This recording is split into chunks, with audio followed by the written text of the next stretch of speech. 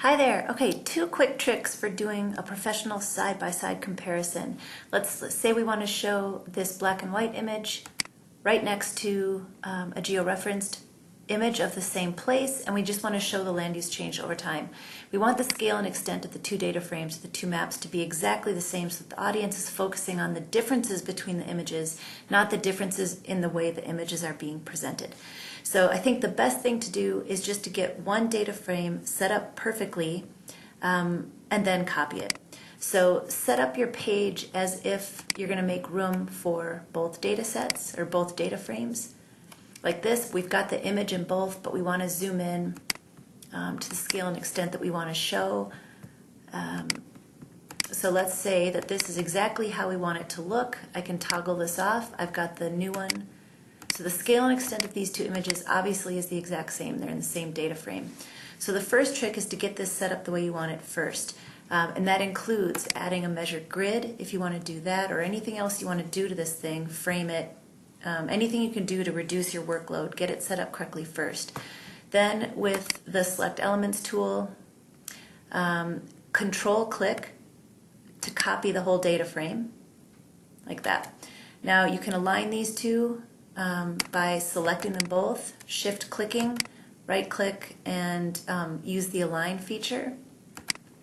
You can also, insert guidelines and snap to the guidelines so that they're aligned that way.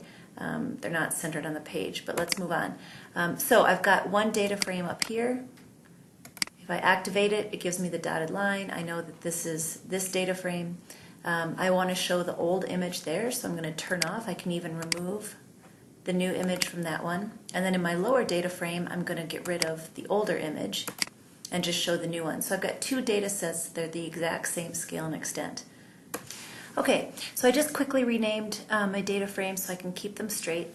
And now what I want to do is protect myself against any changes I might accidentally or deliberately make to the scale or extent of one of these data sets.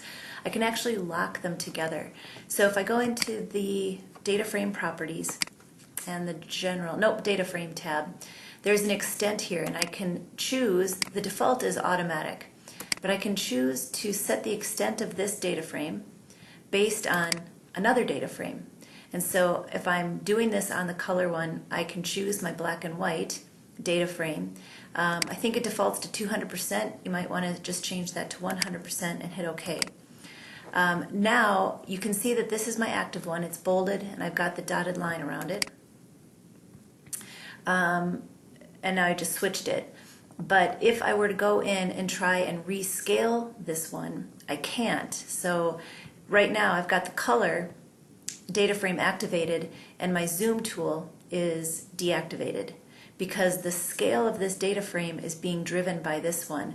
So if I activate this data frame, I get my zoom tool back, and let's just say I wanted to focus this a little bit better. I just zoomed in here and it dynamically updated and zoomed in on this data frame to match it.